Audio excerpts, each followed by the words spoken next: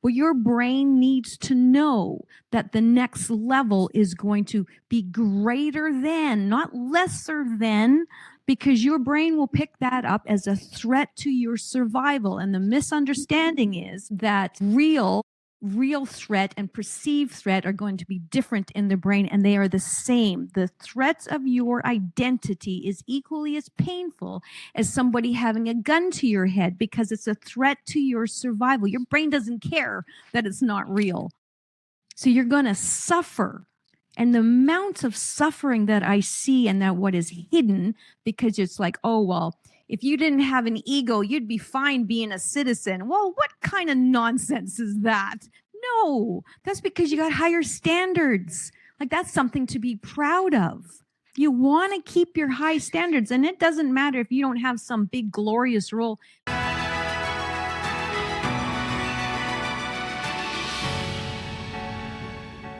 Evolving leadership beyond service by building an outlier mindset to help us overcome a natural occurrence, the threat that our brain perceives when we're transitioning from career of service to civilian life, the next phases of our lives.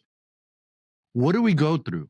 What are the challenges we face? Today, we're going to be discussing that on our launching of a limited series called Neuroscience of Self-Mastery. It's a big term. Curious? Well, today on Bets and Badges, my co-host for today and for this limited series is Dr. Paela Seraphine, a neuroscientist and futurist recognized as a global authority in neuroscience for high-stakes leaders and human performance. She is also the international best-selling author of Neuro Mastery. Welcome, Doctor. How are you? I'm great, thanks. Nice to be here, Robert. Doctor, tell us a little bit about yourself and this awesome book and this incredible topic that we're going to be discussing today. My background is in neuroscience and neurobiology of trauma, and also sports psychology, so very interdisciplinary training. And I'm very passionate about teaching others how to master the brain, because most of the times people don't realize that this is actually possible. We've used outdated frameworks and in leadership, in performance, in all sorts of industries. There's such broken frameworks. And so I love bringing in the actual science, the neuroscience of how the brain actually works. And when it comes to expansion of leadership and recalibration of identity, there's no better topic than to bring in the brain into this topic. So I love that. You know, I feel honored and privileged at the same time to have you, the international best-selling author, right? A book that teaches new models, new modalities on better understanding who we are. That we're not our brain, we're not our thoughts, we're more than that. But today with us, as they say, a picture paints 1,000 words. We have the honor and privilege of also bringing back a person who has served our nation, a person who we owe as a country an immense debt of gratitude. Retired Master Sergeant Jeremy Gann. Jeremy is a combat veteran, a person who was deployed to Ramadi, Iraq, amongst other places, but specifically, he endured more than 15 months of combat. Today, Dr. Seraphine and I are going to speak with Jeremy and address this issue of perceived threat from the brain in developing that outlier mindset to overcome the threat that our brains perceive when you go from one portion of your life to the next phase. Jeremy, welcome. How are you? Hello. Hey, doctor. Hey, Hi, Robert. Jeremy. Good to be with you. Doing great, man. Enjoying some sunshine. So you're joining us from Arizona? I'm in Arizona. And the good doctor's joining us from Calgary, Canada. So we have this rather wide-reaching cast. Doctor, let's jump into this. let's get right into this topic of conversation. Educate Well, you know, us. I want to add this so that the listener knows why this is such a great combo too, because I may not seem like I have anything relational to Jeremy or to you, Robert, but I come from a long history of trauma and PTSD and violence and poverty. I have lived this, and I don't teach anything I haven't mastered. So this is a different level of conversation. And I'm very passionate about bringing this to, of course, military vets and, you know, general public, but mostly to you guys, because there's so much misunderstood, so much nonsense, absolutely garbage and nonsense that you're getting fed as the popular narrative. And so Jeremy and I are going to bust through those myths together. Yeah, and one thing that I failed to mention in my introduction of you, and I apologize, doctor, is that you're a futurist, right? Yes. You're a person that really specializes in helping others develop their future identity. Yes. And I just want to add, as a futurist, I'm not speaking directly about technology. I'm talking about the human capacity, the future of that. We haven't even tapped into it because the old models of self and mindset and mental health, the mental side of self is so outdated. And so I really believe we haven't tapped into the potential of human intelligence and what is possible for us. So I really want to dig into that today, because there's a whole other world out there that most people have never even been exposed to. They don't even know it exists. So it's not even a choice yet if you don't know it exists. So that's what we're bringing to the table. So for context of those that are viewing, real quick, I will ask the audience to consider or to think of those people, whether it's themselves or people they know, that are having a real hard time transitioning from their current careers into future careers or the next part of their lives. We often say in law enforcement and the military sector that our end of service transitions us into civilian life, right? But what is that? Are we then destining those people that have served to build an identity that is in conflict with their current identity? So I want to go into this topic, and I want you guys to talk. I'm gonna turn it over to you, JT, so you can give us a little bit about your background. But doctor, do you have anything else that you want to say before JT gets started? I think I'll let JT or Jeremy, add in here, and then you know I'm going to start slaying myths. Let's do it. Well, I think the perspective that I provide is from a military veteran, a combat veteran, 20 years of service, most of my adult life spent in the Army, mostly in a leadership capacity. So just a little bit about myself. Like I said, I joined the Army, 19 years old, 82nd Airborne paratrooper, went to combat in Afghanistan, went to combat again in Iraq with the 82nd Airborne, then transitioned to another unit.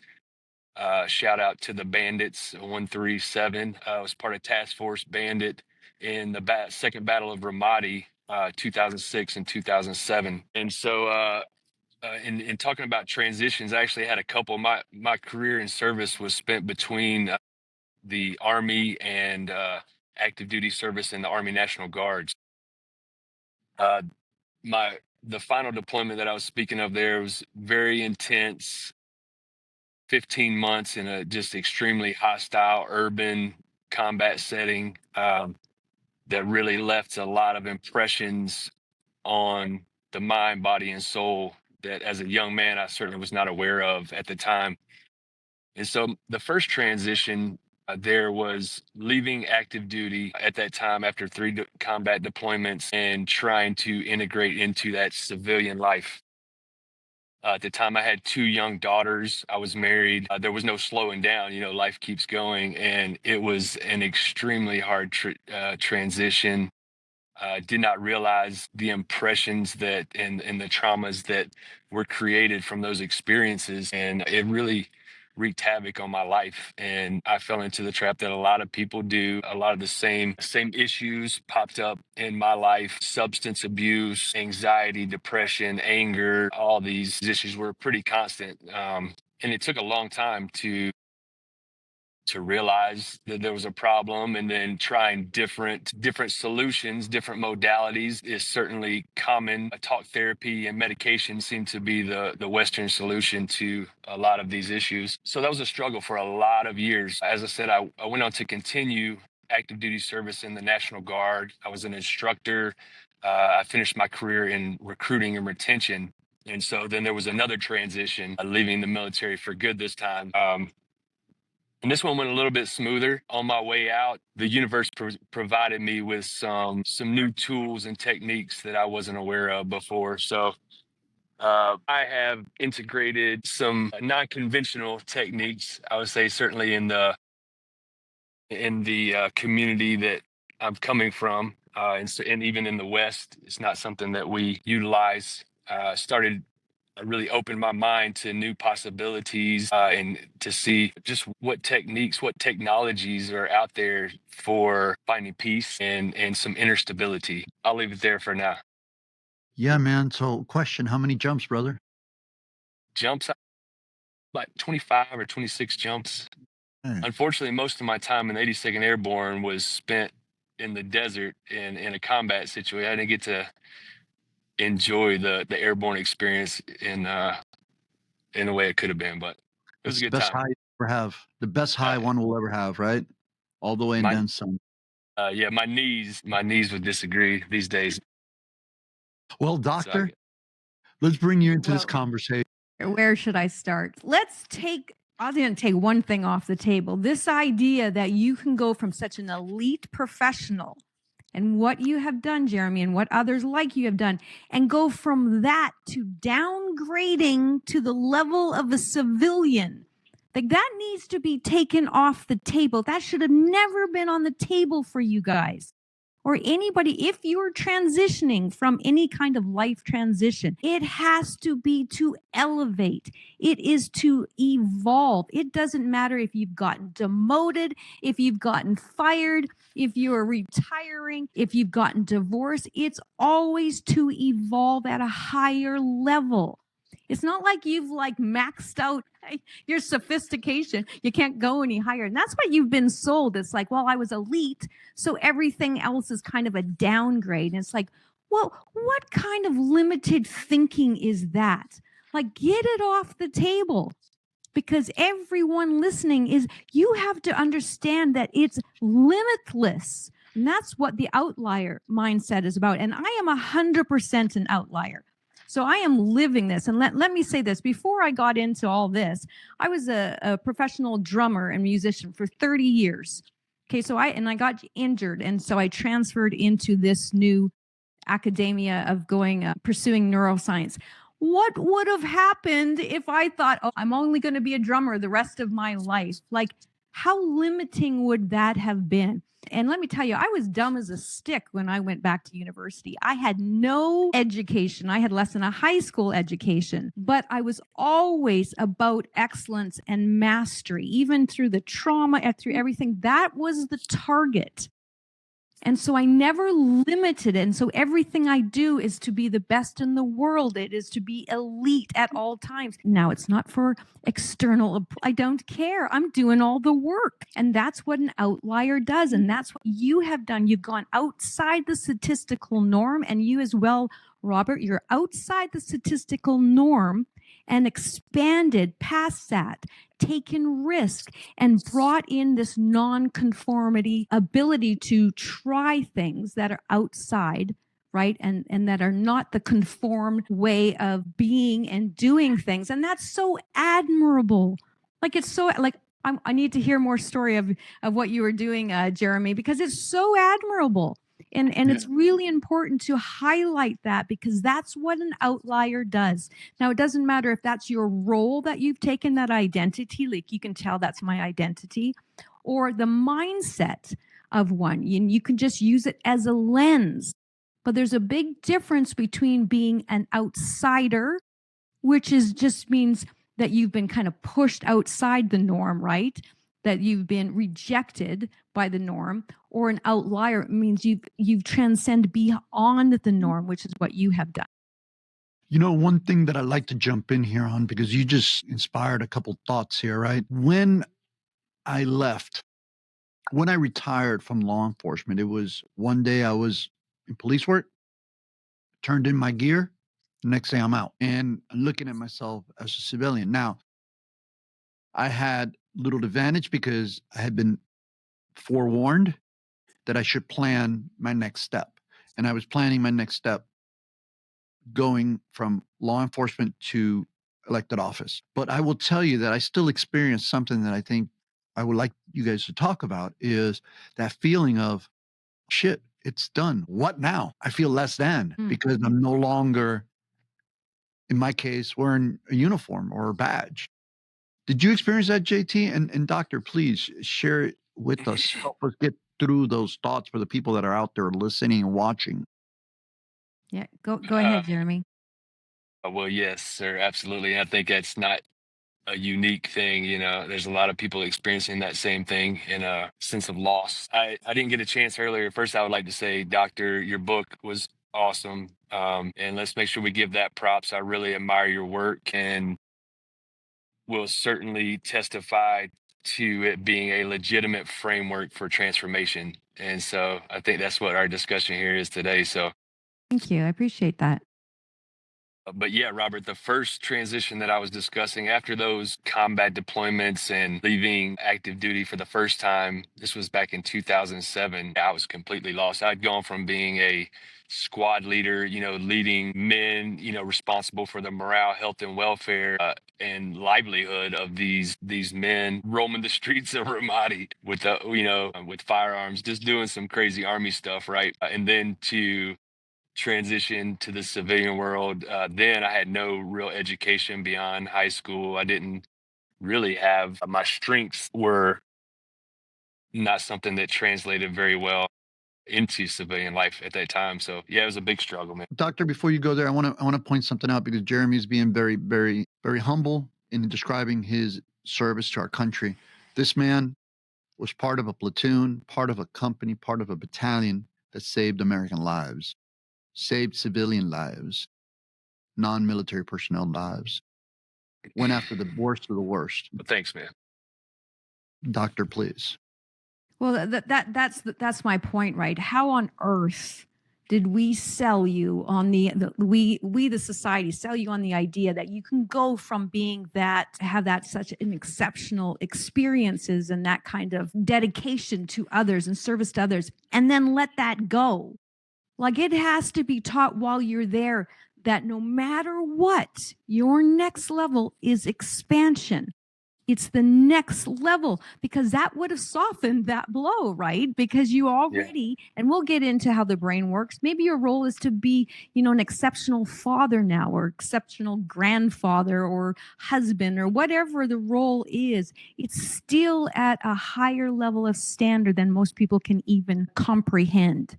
And that's what I think is important here. So how do we overcome these issues, these threats, these obstacles that we self-create, right? Since we are not our brain, we're not our thoughts. We're a combination of our body, soul, and those other two components that I just mentioned. How do we overcome that, Doc? Well, I'd love to hear. I want to hear from Jeremy. What were some of the non-conventional modalities that you use? I'm a little bit familiar with them, so I'm like, let's dig into that because that's a lot of fun. Yeah, happy to. And it's very interesting how this all came about in my life. You know, my background, both military and my childhood, nothing suggests that I would find myself on a path of, really following Eastern philosophy and integrating some of these practices into my life. And I still can't really say exactly how it found me, but it did. And it has led to a tremendous transformation, both internally and how I occur for others now. So it certainly beyond convention. So when I say Eastern philosophies, I guess I would just start with meditation being the number one practice, or consider meditation a technology. Really, it's an ancient technology that has somewhat been lost. And it's a practical way of seeing seeing more of reality, right? And from a neuroscience perspective, Doc, I think like we all live in our own little virtual reality, right? We're all here together, but our brains are creating this reality that we're experiencing. And so meditation is a practical way to begin to see more. It's a way to bring clarity. It's a way to realize stillness within, and we're talking mind, body, soul. And from that stillness comes insight. And that's a really powerful word, is insight. You know, it's beyond knowledge and learning. And with insight, I believe, comes wisdom. And so with I think just the most basic practice of meditation is just sitting and being with yourself, not no agenda. If you just sit and observe yourself, observe the sounds as they come and go, you can observe thoughts, you can observe emotions, the movement of energy within your body. Once again, I can't necessarily explain the how of it, but I can, from experience, explain the tremendous transformation that can take place there in your sense of self, inner sense of self, who you truly are beyond the stories, beyond the person. That's fantastic. I think that we got to really dig into that, because there's a lot to unpack there. Because for one thing, how admirable that you actually went and actually tried to learn how to meditate. Like, that's spectacular. Most people can't even get there, because that alone is like such a threat to them, because it's outside the norm, right? There's a lot of uncertainty. There's a lot of, misunderstanding. And really, it's very basic from a brain-based perspective. Meditation isn't like, it doesn't have to be this huge spiritual, it can be if you want it to be, but it depends on the lens in which you're seeing it. Now, it can be used just to sustain high performance. It can be used to elevate your leadership, your ability to focus, your ability to have a stronger brain-body connection. Right? So it depends on what you want to use it for. It doesn't have to be to, be in touch with your any inner thoughts and feelings or emotions, because that's what you were looking for, right? But meditation itself has so many broader benefits, and it depends on what your goal is. What are you trying to achieve from it? Now, you might be saying, you might be thinking, I don't want to achieve anything, right? It's non-achieving. However, it depends on the lens, right? So let's look at meditation as there's two basic types of meditation, or two categories. There's closed and open. It's that simple. Open means you are consciously aware of your unconscious thoughts, right? You're now aware of your thoughts. It's what most people call mindfulness meditation. And I think a lot of what you do, there's a lot of open meditation in your practice. Is that true? Yeah. Yes, ma'am. Yes. Yeah, so you're bringing awareness to your thoughts, realizing that no, you are not your thoughts. If you take away anything from this podcast, please know this the rest of your life. You are not your thoughts. Yeah, absolutely. And you're not your brain. So you're aware of now that's one practice. That's a really valuable practice, because it gives you space to go, how is my brain thinking like that? Where did those thoughts come from? You're just allowing it, right? Now, there's another side, which is closed meditation, which means you're forcing your brain to focus on an object, on a sound, on a word, on a phrase, on a rhythmic pattern, whatever it may be. The goal is to bring your thoughts, your mind back to what the focus is. Now, that is such a strength. Like that ability to do that is absolutely incredible. And what happens is, because there gets so much confusion out there, it's like people don't want to try it because it seems a little odd. Now, I brought in rhythmic meditation because, well, no shit, it's been around for 8,000 years. This isn't a new epiphany.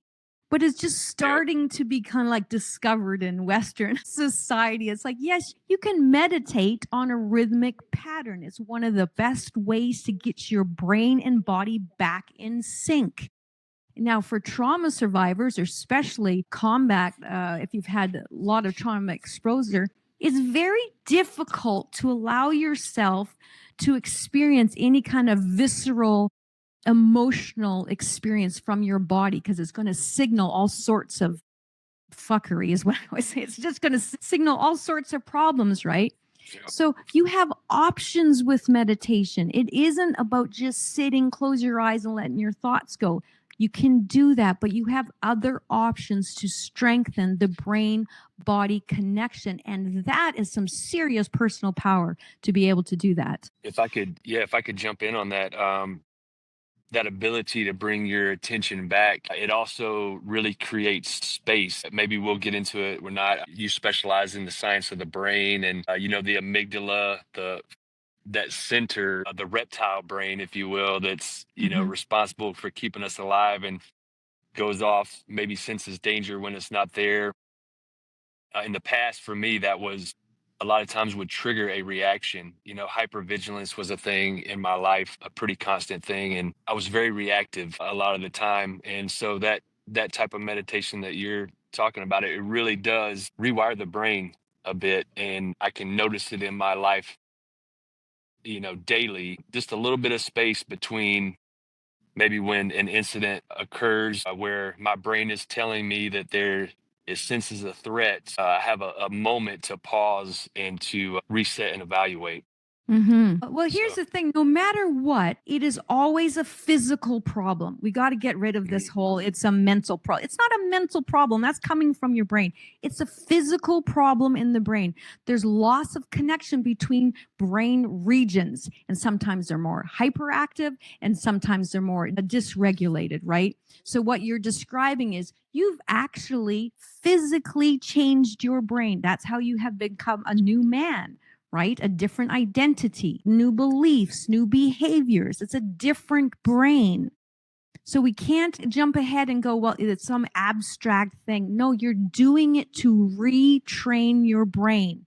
And when I'm always talking about, you have to learn how to master your brain. That's the evolved state. Like there's no master your mind. That's minute compared to your brain. To be able to have the ability to retrain your brain yourself, that's tremendous power. And that's what you have done. Now, you may have not gone in thinking you were doing that, but the results are there. And I'm always about results, right? So if you do these, like the protocols that I talk about, or the way that you've done new modalities and the meditation, it's changing your brain. You don't get to wish for results. You're going to experience the results. And there's a huge difference between that and just talking about your experience. yeah, hooray for that. No doubt, right? Yeah. I'm like, if people only knew. I've been meditating for so long. Well, because of being a drummer since I was 12, I've always been like this. So that was really my savior during a lot of the violence that I was experiencing, because I could train my body and my brain to stay together instead of disassociating. Now, I didn't know that's what it was, right? There was no talk about it. There was no internet back then. So there was no way of knowing. But all these years later, I have just mastered and 100% mastered the brain body connection. Now I can do many different types of meditation, because once you learn how, you can apply it to different situations, right? It's not like just a sit down, like you said, sit down, meditate. You now have the ability to pause and to be able to become a new man, a new elevated, evolved man. And that's incredible. I can't help but to ask, JT, I call you fondly JT because we're friends, but how do you, meditation, doctor, maybe you could chime in, how do you overcome those doubts, those moments of self-doubt, and the continued barrage of questioning yourself? And that's what I think the audience should hear, is that that's a natural process, but tell them how you overcame it and how long it took, or the fact that it's a work in progress, right? So let's start.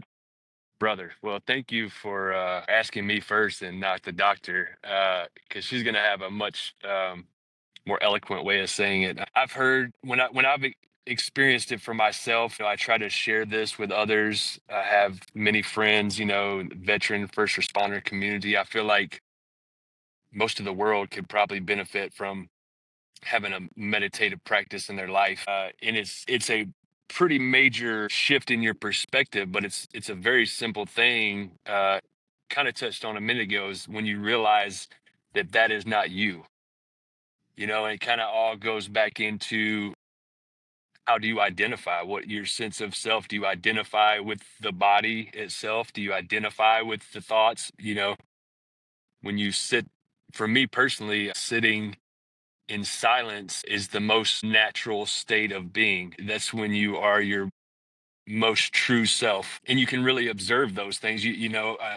I've heard others speak of trying to meditate, as if they're really doing something, and an activity, and forcing it. But that's not necessarily the way to go about it. You allow those things to happen, but just be the observer of it all. There's a kind of a Zen saying that I refer back to often: leave your front door and your back door open, allow your thoughts to come and go, just don't serve them tea.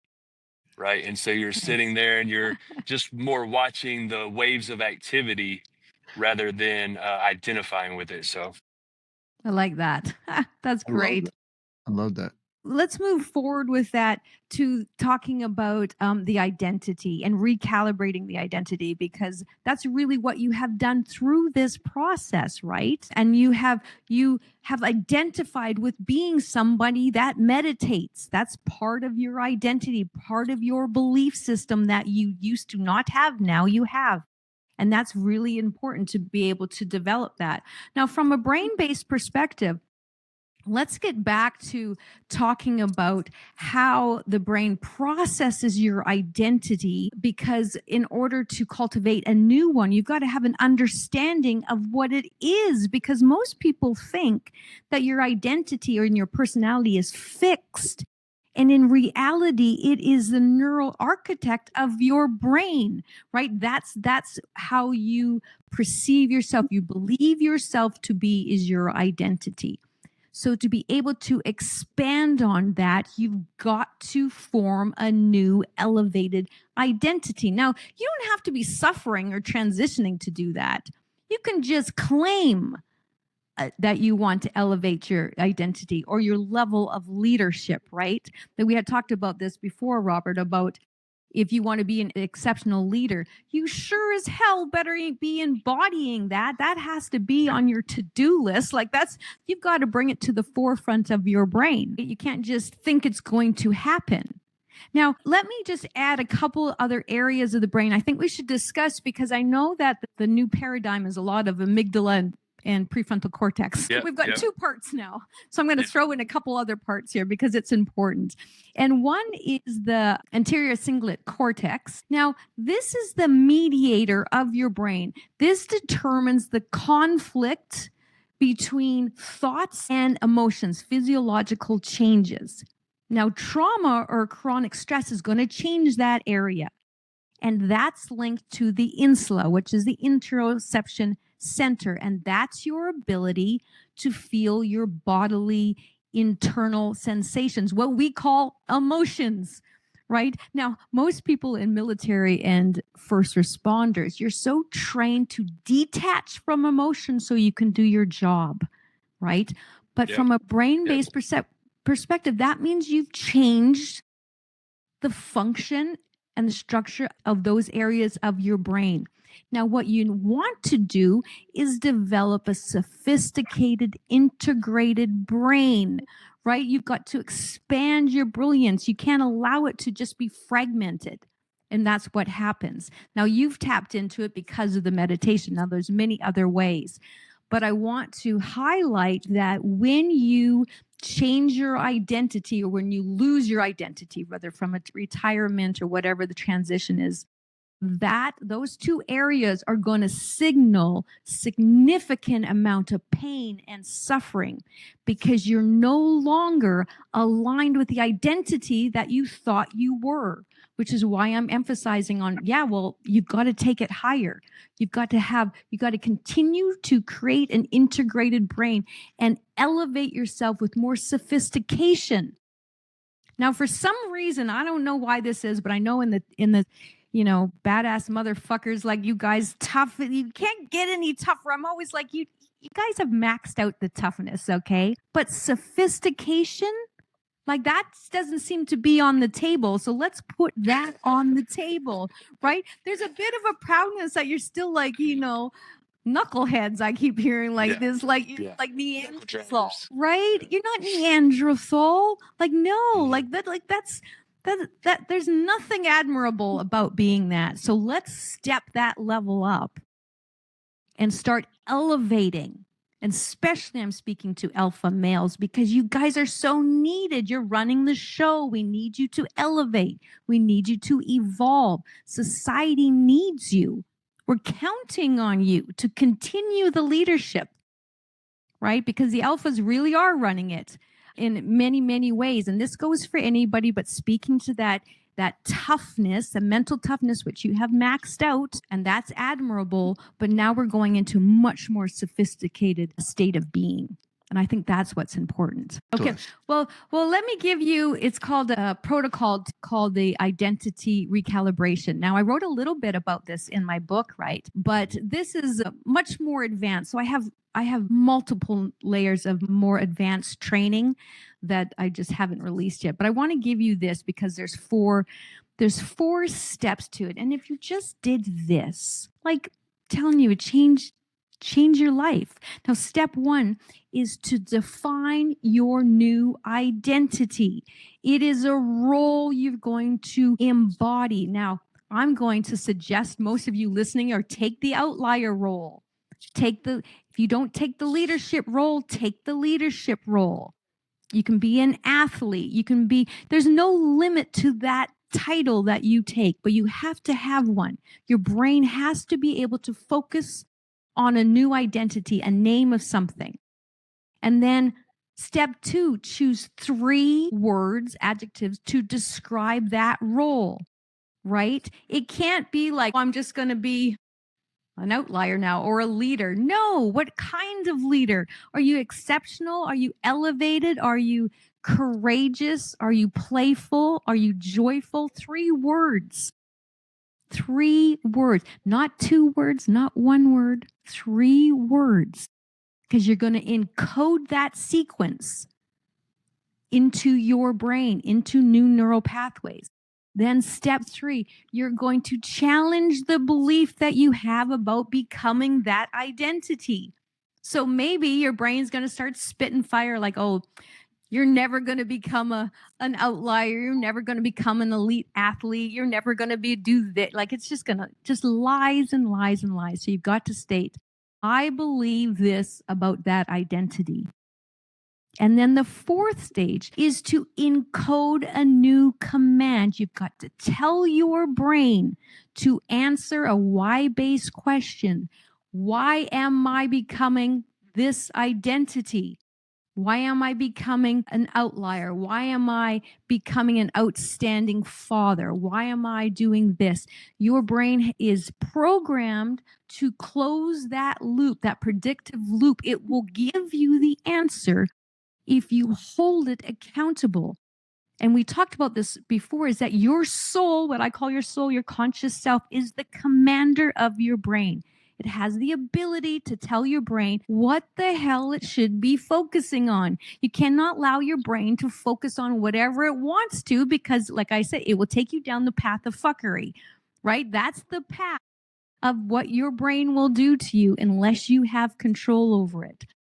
So once you have those 4 steps in place, that's how you have an opportunity to start to rewire your brain to become that person in advance. And now there's no limit. There's no limit. Like you can just be like one thing. You're a veteran. Oh, please tell me that's not your only identity. Like, let's elevate from there, right? There's so many more choices that you could choose, right? The most difficult, of course, for most people is an outlier because you have to be willing to go against the norm. And that is a threat to the brain. So you've got to choose things that make you break a sweat a little because that shows that you're outside your comfort zone. Like you can't choose something that you already think you're pretty good at, right? You're like, well, no, Yeah. no, you need to push yourself. Like I recently am programming in this 90 days, being an elite athlete. Now I am training to break a world record. Do you know how difficult that is? Like it is so outside my comfort zone, but I'm doing the work. So my brain is consistent, right? You can tell it's not like it'll still fight against it, but the behaviors I have set in place has already proven to it that I'm running the show. It doesn't get to tell me that I don't get to be that. And that's what everybody has the opportunity to do. Incredible words there. That comes from Dr. Paela Seraphine, the international best-selling author of Neuromastery. So, JT, in the closing minute here, does that resonate with you with what the doctor said? Yes, it resonates deeply with me, which is why I'm so excited to have this conversation. Neuroscience in general has been part of the toolkit that I've assembled in my personal transformation. I guess the last things I would say, all this discussion that we're having, there has to be a want to change, a self-awareness and a recognition, and a want to make that change, and then a willingness to put in the work. As kind of we've been saying, it's not going to happen on its own. The programming will continue status quo unless you put in the right effort. But it's experiential. It's proven Absolutely. it will work. 100%. So, doctor, we have the ability, am I correct? We have the ability to train our minds or our brains. Yes. Look at that. Look at how you corrected that. Like right there. That's the difference, right? That's going to make you in time. This is a new man evolving because now you're like, well, wait a minute. That didn't make any sense when I said it, right? And so now that's the sign, right? And before we close out, I want to say thank you to both of you. And I want to tell you how much I respect you for all that you have done and continue to do in service for others. I just want to make sure that you're aware that I do respect you and admire you greatly for that. Appreciate it. On that note, this has been another episode of Bets and Badges. We'd like to thank our producer behind the scenes, the Miami's Community News team, who has been providing us a platform for us to get these podcasts out and interview these great individuals that we bring to you. You can catch us on all major podcast platforms like Spotify, Amazon, iHeart, Apple, YouTube, our betsandbadgechannel.com or betsandbadges.com. Thank you. Look forward to speaking with you next time.